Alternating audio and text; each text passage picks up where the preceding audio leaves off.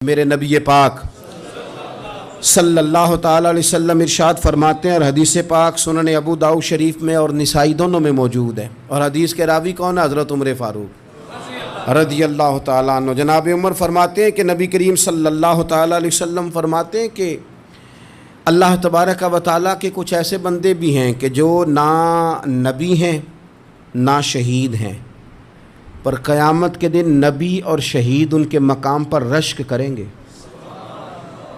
اللہ تعالیٰ انہیں قیامت کے دن نور کے ممبروں پہ بٹھائے گا۔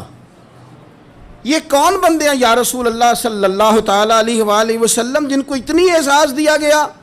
تو حضور فرمانے لگے یہ وہ بندے ہیں کہ کوئی دنیاوی لین دین نہیں، کوئی دنیاوی رشتہ داری نہیں، لیکن یہ ایک دوسرے سے پیار کرتے تھے، اللہ کی رضا کے لیے کرتے تھے۔